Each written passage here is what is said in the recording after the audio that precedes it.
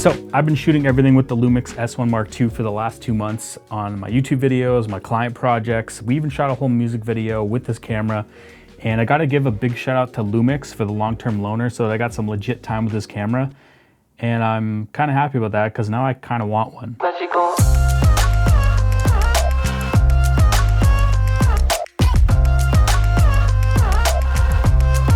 So I really want to see if this thing could replace my now aging 5-year-old Sony a7S III, which is my main YouTube workhorse, which is what we're shooting with right now. And after putting it through all of kinds of shoots, I got a lot to say. I got a lot of things on my mind here. And in this video, I'm going to break down my experience with video as well as photography, because I use this on a couple shoots, and basically just the usability aspects of the camera. I'll cover what I love and what frustrates me. So if you're considering the S1 Mark II, this should give you a real world rundown on what this camera is capable of. And this thing is packed. It's got 6K open gate, 10-bit 420, 30 frames per second.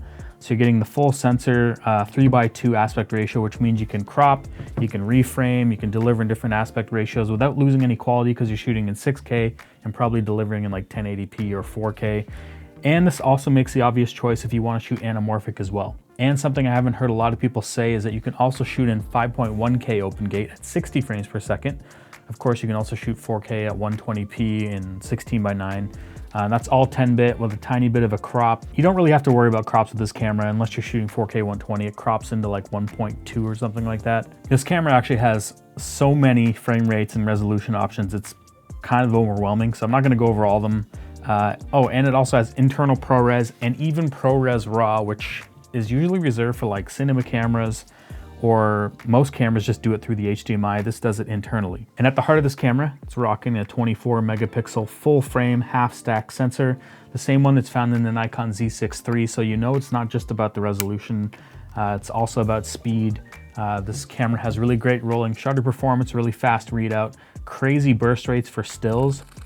And the other cool thing is Lumix collaborated with ARRI, so you can get ARRI log C in this camera, which means you can shoot an ARRI log and basically use any of the ARRI LUTs and get pretty much the same color science to make this match with an ARRI. Now, in saying that, that's a paid upgrade, but it's still cool that you can add that to this camera. Now, when it comes to the feel, it feels pretty similar to the S5 IIX, which is what I've been shooting with in the office up until now in my studio. Oh, and by the way, this is the new office, the new studio. I moved. I've been working on this for the last couple of weeks, so this is where I spent most of my time. I'll give you a studio tour when I'm done with it, but this is where we're at. But yeah, this camera feels like a proper professional workhorse camera. It's a solid build, all metal, weather sealed.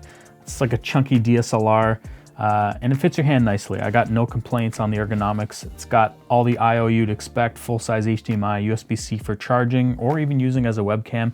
Got mic and headphone jacks, and on the other side, we've got two dual card slots. So we've got a CF Express B as well as a UHS 2 SD card slot. But yeah, this thing's built like a tank, and that's something I've always kind of admired about Lumix cameras all the way back to when I had a GH5.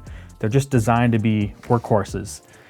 This camera has a 3-inch tilty rotating 4-axis, the best screen you can get, honestly. It's one of the best hybrid screens in a camera right now. It's sharp, it's bright, and it's awesome to see this being put into all of the S1 lineup. That's perfect for low angle photography if you want to shoot it out like that. You can flip it around for vlogging and stuff like that. So it's great for everything, and it's a touchscreen. So yeah, when it comes to video, this camera's a beast. Rolling shutter is really well controlled. The IBIS is incredible. It's definitely hands down 100% the best IBIS you can get in a camera. And Panasonic has always done a great job with that. Like I said, all the way back to the GH5. Dynamic range is some of the best I've seen in a hybrid camera. The files grade beautifully. As I said, I shot a whole music video with this thing. I did shoot it in Vlog though, because at the time I didn't have the ARRI log update with it. And I'm super impressed with what I got from it. I'm showing you some of the clips here. You can see what this looks like. I'll have a link where you can see the full video. But yeah, I've been shooting everything on this camera since June. It's handled everything I've thrown at it. No overheating issues, 4K 60, 6K open gate. Now there has been some people complaining about overheating while shooting 6K open gate. I haven't done long enough continuous recording in 6K open gate to have that issue. So I'm not the guy to come to if you have that issue. I'm just here showing you what this camera can do. I don't work for Lumix. And this camera does have a fan in it. You can see the vent ports at the top and bottom, and then there's another vent underneath the, well, it's right above the mount. But I guess it's not enough if it's a really hot day when you're shooting 6K open gate to deal with the heat. And maybe that'll be fixed in a firmware update. Today's video is sponsored by Artlist, and they keep pushing the bar on what they offer creators on this platform, but they literally just added VO3, and this is insane because this is way better. This is text to video. Well, it's text to video and audio, and it's cool what we can do with this. So now we can come up with whatever creative ideas we want, type in our text prompt, and it'll generate audio and video. So let's jump on the computer because I want to show you what it can do. All right, so as I've shown before, we've got our text to image generator here, but if we go to the video icon, down here we have three options now. So we have light, which is going to be fast, it's more efficient, uses less credits, and you can still generate some really good quality videos. Now if you go to standard, it's using VO3 fast. It's going to pump out a much better quality video, but if we want the most cinematic, best looking quality, we're going to try out Pro here. And as you can see, as you come down the list, the credits change. So it's going to take a little bit more credits to pump out a version from VO3 Pro. I've come up with some prompts that I thought would kind of work well for this. So let's try out this first one. You know what, just for speed's sake, I'm only gonna do 720p, and let's generate this and see what happens. All right, so just finished. It's time to go for a late night cruise and listen to some music that your mother would have liked. All right, so just finished generating the third clip I asked it to do. I'm gonna put these all together into a little sequence so you can see what that looks like. It's time to go for a late night cruise and listen to some music that your mother would have liked.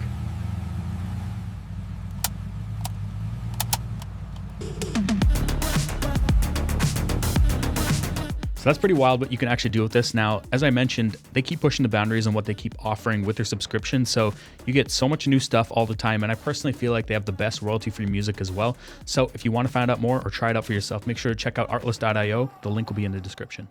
You know what? I should actually switch out cameras. So I'm shooting with the Sony A7S III right now. All right, I'm now switched out. You can see the autofocus, how it's working here. And we are in RE log C, so you can see what the colors look like. And I'm also shooting in open gate, so you can see we got a more headroom as well as like more room down here. Now I could crop it to 16:9, which is what I was using on the Sony A7S III here.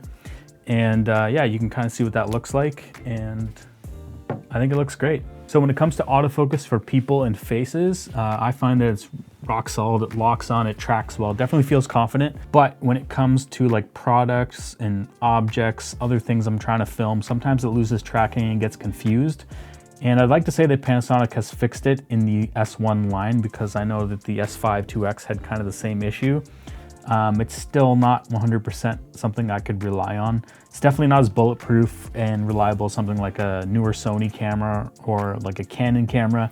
Now that said, on the photography side of things, the autofocus is excellent. It's quick, it's accurate, it's super sticky. I didn't really have any problems tracking in a portrait session I did. We did some walking towards camera and stuff like that.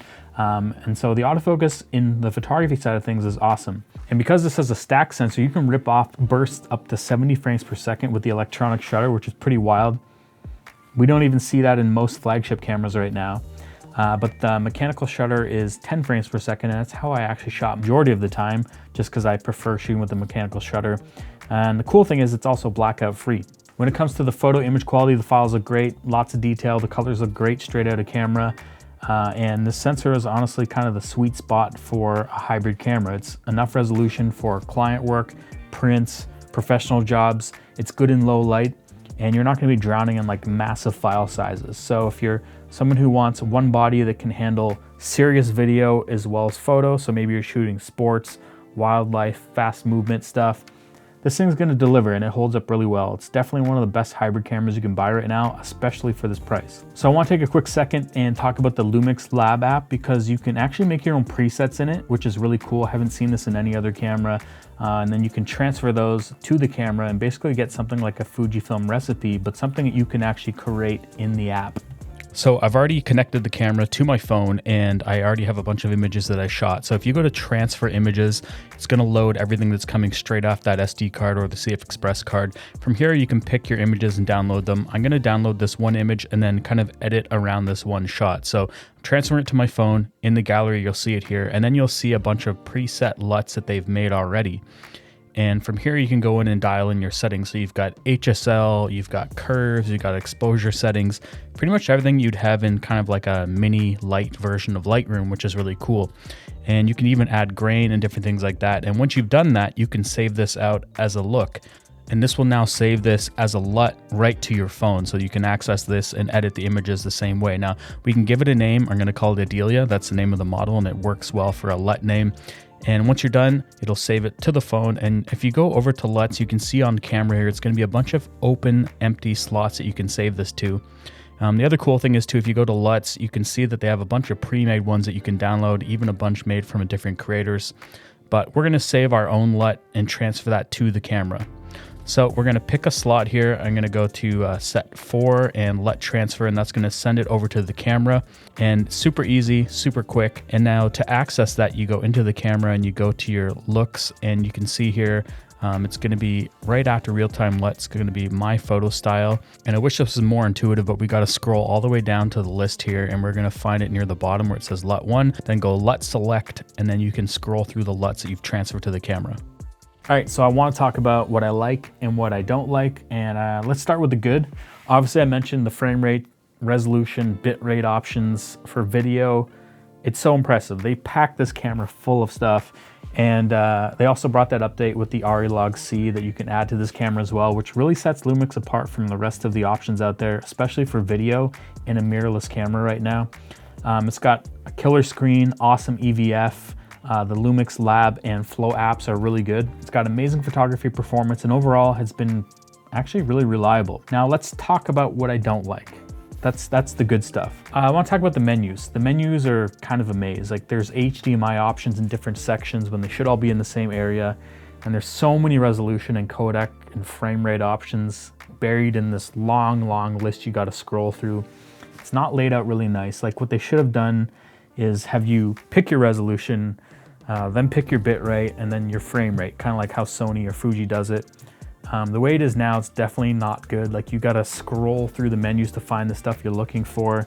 Hundreds of different frame rate and bit rate options. Now, obviously you can customize the menu with your customized options or your even custom mode settings on top, which would make it easy if you just wanna access like certain things, like say you just wanna do 6K open gate or 4K 120, you can have the dial set for that. And the second thing is this giant big face and eye detection box overlay in the UI. Like, why do we have to have this box and then the crosshair on my eye? If it's focused on my eye, why can't we just have a little box on the eye? It just seems so distracting. Like, why does there have to be a huge crosshair that fills the whole box around my face? And Panasonic has always done it this way, but it's so distracting. And maybe they can fix it. It doesn't have to be like this, Panasonic. Why you gotta do it like this? I also noticed that through HDMI and you're using an external monitor, there's a little bit of latency, and it's only a few milliseconds, but if you're sensitive to it, you're definitely gonna notice it. And I heard that turning the audio over HDMI helps with this. I haven't tried that to confirm it, but yeah, definitely you'll see a little bit of latency when you have an external monitor hooked up to it. And outside of those things, those are all firmware things. I think Lumix really nailed this camera. It's an incredible hybrid camera. Honestly, outperforms a lot of competitors in terms of features for value. And if you're a hybrid shooter doing both stills and video, this could easily be the only camera you need. Like, you could buy 2 of these and do anything with them. It's kind of the jack of all trades. It's kind of the camera that, you know, the Sony A7 IV should be. We don't know what the Sony A7 IV is gonna be when it comes out, but it's gonna be kind of the competitor to this. And I don't know if Sony can deliver what Panasonic has done in this camera.